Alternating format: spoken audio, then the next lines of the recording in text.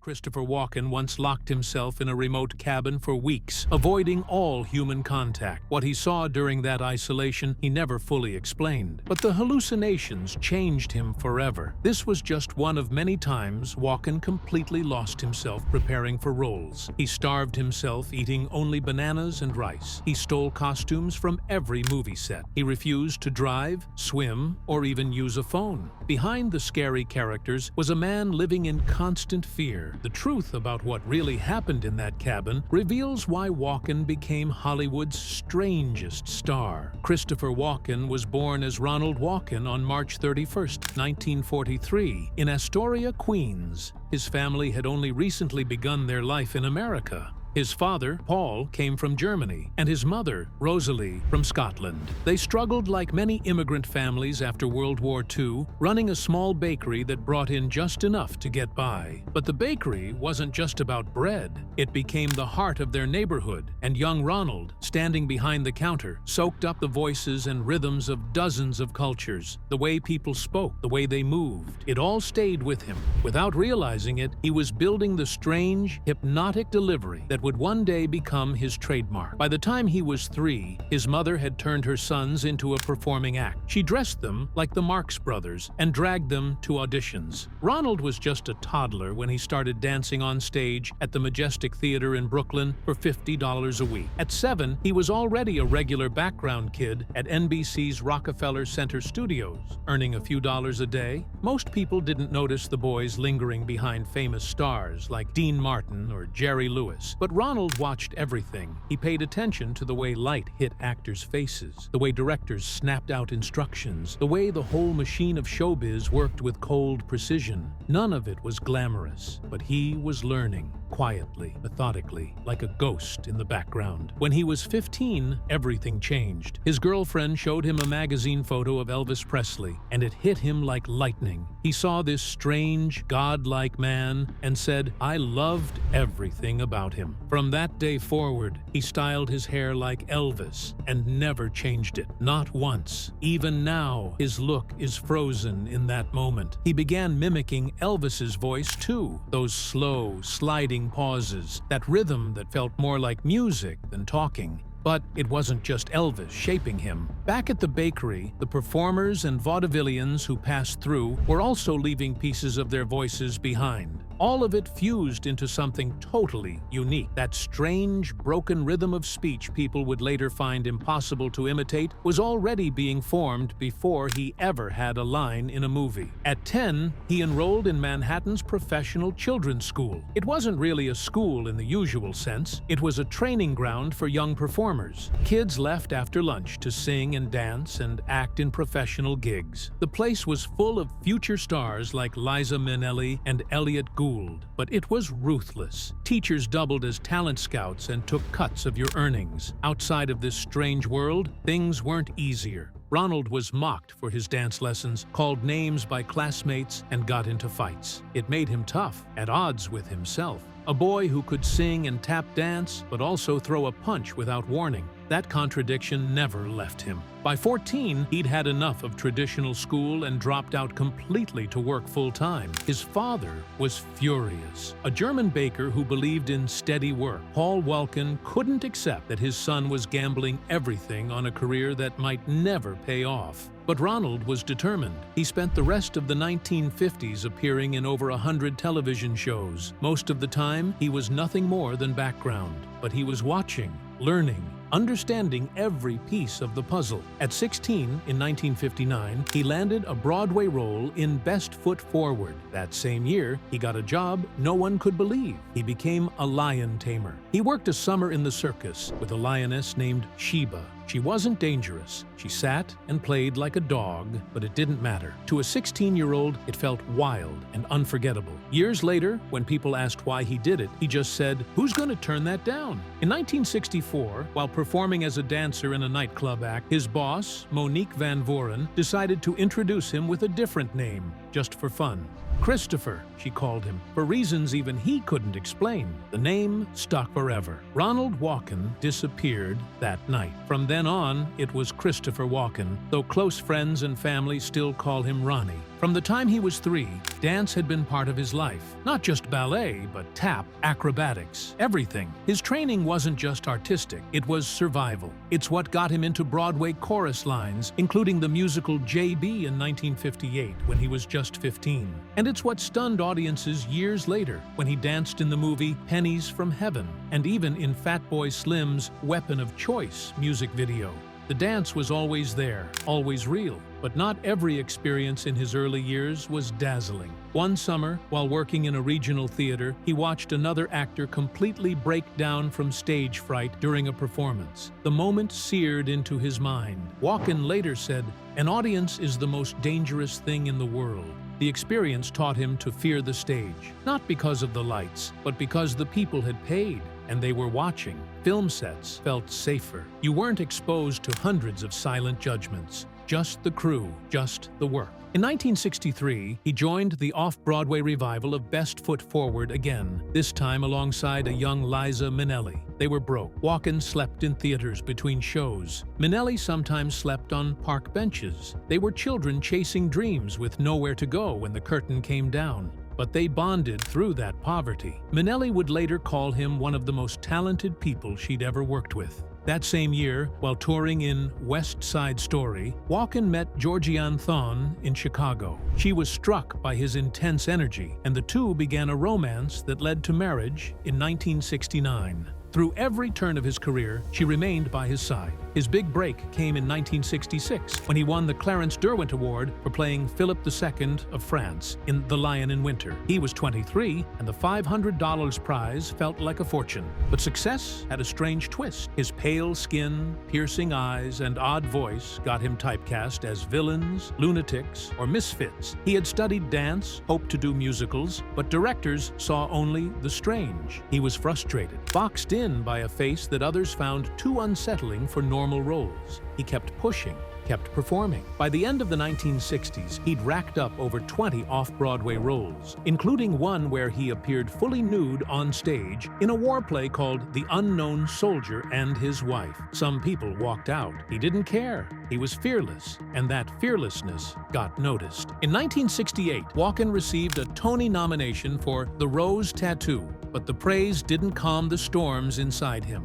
That year, he attended more than 200 auditions. Most went nowhere. The rejections piled up. He considered quitting and going back to the bakery. It was a simple life, but it was safe. He nearly did it, but Georgianne talked him out of it. Around that same time, he won the Theatre World Award, and that small victory kept the fire alive. 2 years later, in 1970, he won both the Obie Award and the Drama Desk Award for Lemon Sky. It was his most personal performance yet. The play touched on family, identity, and sexuality. During rehearsals, he added lines himself, ones that hinted at the character's sexual fluidity. He later said, "I suppose that's how I think of myself too." It was 1973 when he said that publicly. At a time when few actors dared speak honestly about such things, Walken didn't flinch. That same year, he finally moved out of his studio apartment and into a real home in Greenwich Village. Christopher Walken didn't just stumble into movies. His first film felt more like an art experiment than a Hollywood debut.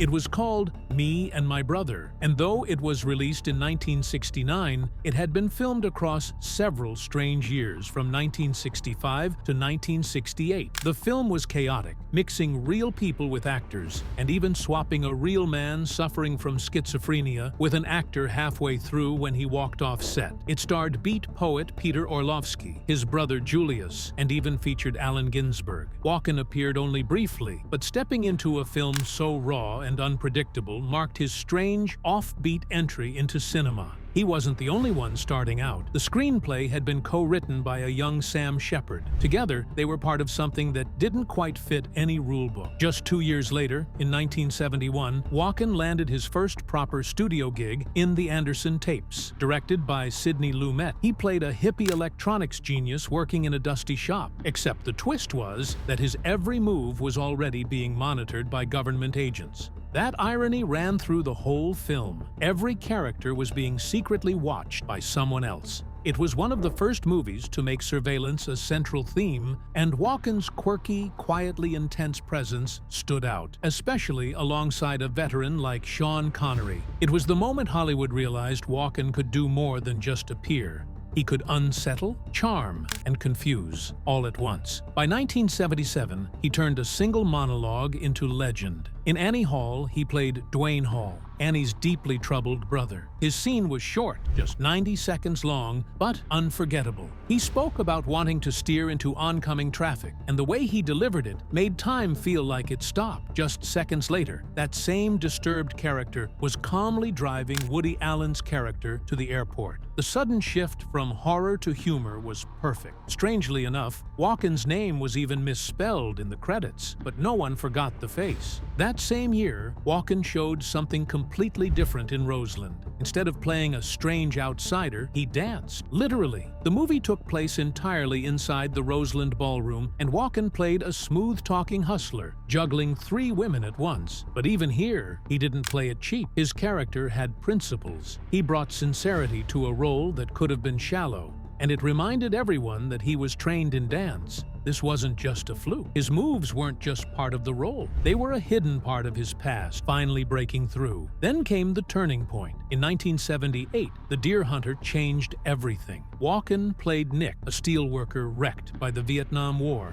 To look the part, he barely ate for weeks. Just bananas, rice, and water. He studied real veterans, lost sleep, and pushed his body into a haunted shell. The Russian roulette scenes were terrifying, and no one left the theater untouched. At just 35, Walken walked away with the Academy Award for Best Supporting Actor. It was official. He wasn't just strange or interesting anymore, he was powerful. But instead of using that Oscar to chase stardom, he did the unthinkable. In 1980, he reunited with Michael Cimino to film Heaven's Gate, a movie that became a legendary failure. It cost $44 million and made back only $3.5 million.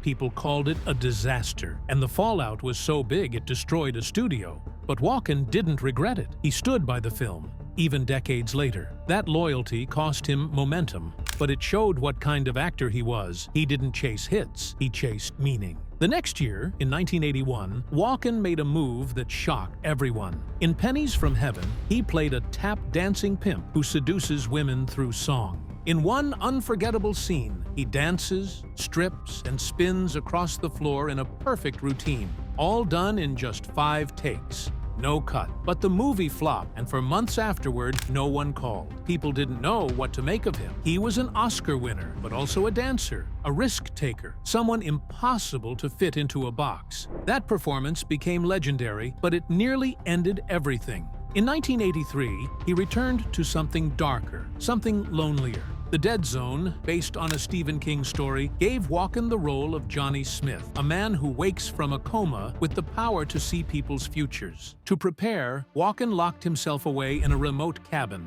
avoiding human contact for weeks. The isolation drove him to hallucinations, though he never explained exactly what he saw. When it came time to shoot the film's eerie moments, like walking through a burning house or shaking hands with dangerous people, Walken delivered something so fragile and haunted that even Roger Ebert praised it as one of his most emotionally precise performances. It helped rebuild his career after Pennies from Heaven. By 1985, he was ready to jump into something wilder. In A View to a Kill, he became a Bond villain, Max Zorin. For the role, he dyed his hair platinum and performed dangerous stunts high above the Golden Gate Bridge. One harness slip almost ended in disaster and left him with a fear of heights that stayed for life. But the character was unforgettable. With a sneer and strange one-liners, Walken turned Zorin into one of Bond's most memorable enemies. He looked like he was having the time of his life, while almost dying in the process. But the most haunting performance came in 1986. At close range wasn't fantasy or satire. It was grounded,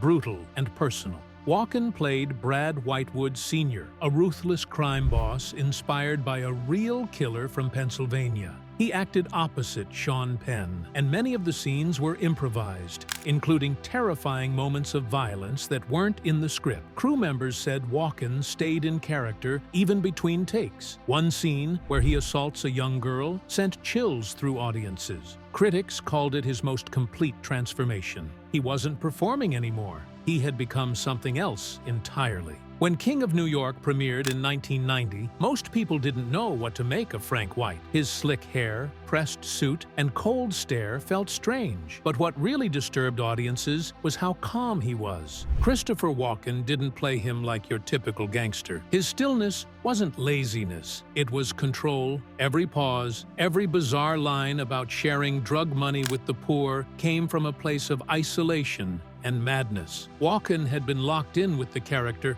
shaping him more like a tragic idea than a man. Critics at the New York Film Festival called it an abomination, but years later, filmmakers started copying it. That creepy, unusually quiet villain with a strange moral code? Frank White invented that. Without him, there's no Anton Chigurh, no Kaiser Soze, just noise. 2 years later, Walken walked onto the set of Batman Returns with a different plan. He played Max Schreck, the slick businessman who made deals with monsters, but he had another mission behind the scenes. He was after his wardrobe. Walken had a habit by then. He stole costumes from every movie he worked on, not just for fun. It was how he dressed in real life. His entire closet was built from characters. When Batman Returns wrapped, the wardrobe team had already cleared out his dressing room to stop him. Still, he got away with a few things over the years. He once said he still wore a Giorgio Armani jacket from 1990's The Comfort of Strangers. "I never buy clothes," he admitted. "I steal." It was part of his mythology. Just like his characters, Walken blurred the line between real life and performance. In True Romance, released in 1993, Walken delivered a performance so precise it scared the writer. Tarantino had written every word of the interrogation scene. Nothing was meant to be improvised, but somehow it felt alive in a way no script ever should. Walken only changed 2 words, eggplant and cantaloupe. Everything else was pure memory and intent. Tarantino was embarrassed, not because Walken got it wrong, but because he got it so right. He memorized every little word and turned it into something dangerous. As he interrogated Dennis Hopper's character, every syllable landed like a threat. The scene became a masterclass in cinematic tension. Tarantino said it was the moment he realized what actors could do to his writing, if they took it seriously. Then came Pulp Fiction in 1994. A single monologue about a gold watch, passed down from father to son through war and captivity, changed everything. Walken's Captain Coons didn't just tell a story, he trapped the audience in it. It started like a tale of honor. Then he casually explained how he kept the watch hidden inside his body for 2 years. What made it unforgettable wasn't just the words, it was how he said them. The result was a perfect blend of comedy and horror, something only Walken could pull off. 1 minute, you're laughing. The next, you're wondering why you're laughing at all. In 1995, the prophecy took Walken to a darker place, heaven, but not the peaceful kind. He played the Archangel Gabriel, and there was nothing angelic about him. He wasn't saving souls, he was hunting them. The soul he needed would tip the balance of heaven itself, and Lucifer wasn't happy. In the end, Lucifer drags Gabriel to hell, not because he's evil, but because he's arrogant. Walken played him like a divine tyrant, full of jealousy and pride. It wasn't the kind of angel people prayed to. It was the kind that made you question your faith. Through him, heaven looked like just another broken kingdom, and Walken ruled it with a whisper. 7 years later, in 2002, he stepped into a role that finally earned him his 2nd Oscar nomination. In Catch Me If You Can, he played Frank Abagnale Sr., the sad, charming father of Leonardo DiCaprio's runaway con artist. Walken didn't have to be loud or terrifying. He just had to be broken. As the film moved through frauds and airport scams, it always came back to that one man, the father who was losing everything. Walken brought warmth and pain into every moment, especially the scenes where he tries to convince his son that everything will be all right, even when he no longer believes it himself. At 59, Walken wasn't just intense anymore. He was human. By 2007, most actors his age were slowing down. Not Walken. In Hairspray, he danced and sang across the screen with John Travolta, proving that his musical theater roots were still alive. The number "You're Timeless to Me" wasn't just a song. It was Walken reclaiming a part of his past, those days in the 1950s and 60s when he performed live on stage. And the charm hadn't faded. The film made over $200 million, and suddenly, families who only knew him as the creepy guy from those weird movies were laughing with him. Not at him. He was 64, but he moved like a man half his age, dancing through nostalgia with the same strange energy he'd always had. In 2012, he took another left turn with Seven Psychopaths. He played Hans, a philosophical criminal who was more worried about animals than people. His lines were delivered with that perfect Walken rhythm, somewhere between confused and divine. He talked about screen violence like a professor, but held a gun like he didn't care who was watching. One of his most famous lines, "You can't let the animals die in a movie, only the women," summed up the whole film's twisted morality. It wasn't just funny, it was brutally honest. Walken made you laugh and then wonder if you should have. Then, in 2016, something unexpected happened. Walken returned to the jungle, not literally, but in voice. He played King Louie in the Jungle Book, but not the fun-loving orangutan from the cartoon. This Louie was a towering, extinct ape species designed to sound terrifying and look even worse. Director Jon Favreau redesigned him to fit Walken's voice, deeper, stranger, more commanding. His big number, "I Wanna Be Like You," was a mix of old Broadway and ancient menace. The whole character felt like it came out of Apocalypse Now, and that was no accident. Walken didn't just sing, he turned a children's song into a jungle threat. The movie made $966 million, and his version of King Louie was a big reason people remembered it. Christopher Walken first met Georgianne Thon back in 1963 during a stage production of West Side Story in Chicago. They were both dancers at the time. That meeting turned into a quiet, steady love story. They dated for 6 years and got married in New York City in January 1969. From the start, they made a decision that many couples don't. They chose not to have children. Walken has said many times that this one choice played a big role in how far his career went. Without family distractions, he could give everything to acting, and it worked. He's been in more than 100 films across 7 decades. He's noticed how many of his fellow actors slowed down or gave up acting after starting families. He didn't. Even at 82, he's still going strong, recently earning an Emmy nomination for his role in Severance. In his mind, not having kids was the reason he could last this long in Hollywood. Away from the spotlight, Walken lives a very different kind of life. He and Georgianne spend most of their time on a farm in Wilton, Connecticut. It's a quiet, peaceful place, far from the noise of showbiz. He says it's more relaxing than their apartment in New York. They share their home with cats, and Walken speaks about them with real warmth. One of them was called Bowtie. Another, Flapjack, has passed away. Walken once said cats and actors are alike. They're mostly interested in their own kind. He loves how his cat greets him when he opens the door. This kind of life suits them. They don't go to Hollywood parties. They don't chase attention. They've kept their privacy for more than 50 years. Sometimes they spend time in New York, but their hearts belong to the quiet corners of Connecticut. Back in 1973, Walken did something bold. While promoting his role in The Merchant of Venice, he gave an interview to After Dark magazine that left people stunned. He spoke about the character he was playing, then added something deeply personal.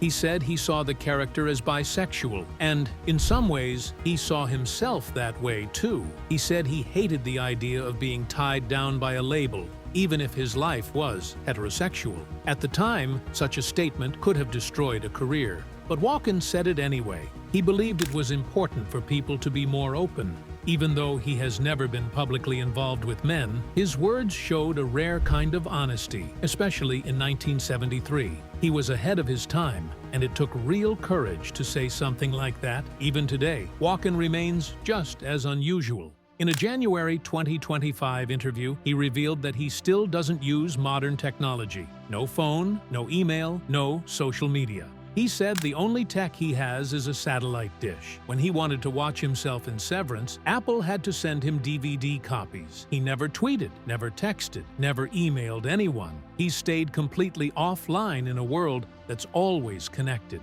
This lifestyle choice matches the energy on the Severance set, where director Ben Stiller banned phones to keep the actors focused. For Walken, avoiding tech isn't just a habit, it's part of how he protects his focus, his privacy, and his peace of mind. There's also a darker, more mysterious part of his life. On November 29, 1981, he was on a yacht with Natalie Wood, her husband Robert Wagner, and the boat's captain. That night, Natalie drowned under strange and tragic circumstances. She was just 43. Rumors swirled for decades. The captain later said Wagner got angry and accused Walken of trying to seduce his wife. People nearby reported shouting, things crashing, and what sounded like a fight. When Walken was asked about it in 1986, he didn't want to talk. He said she slipped and fell.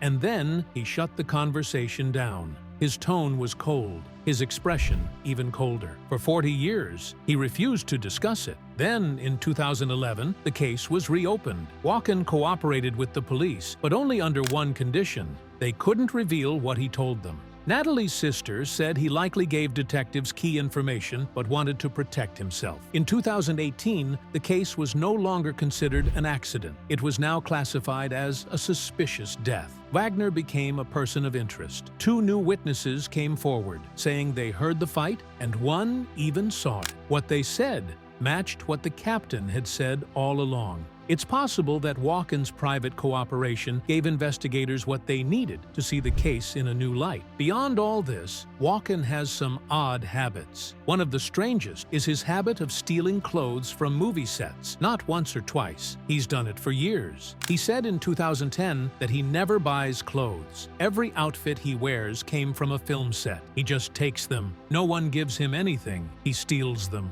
His favorite item is an old black jacket from a 1990 film where he played a sinister Italian aristocrat. During Batman Returns, the costume team caught on and had to hide the ties and cufflinks before he could take them. It's more than just theft. It's like he's bringing pieces of his darker characters home with him. He doesn't seem guilty about it. If anything, it's part of who he is now. Walken also lives with deep fears. He's terrified of horses. He once said that horses can sense his fear and run wild whenever he rides. During Sleepy Hollow in 1999, his character was supposed to be a terrifying headless horseman, but Walken couldn't ride. So they built a mechanical horse just for him. CGI and camera tricks were used to make it look real. A stunt double did all the actual riding. His fears don't stop with horses. He doesn't drive. He hates flying. He avoids crowds. He doesn't swim. For someone known for playing fearless villains, the truth is surprising.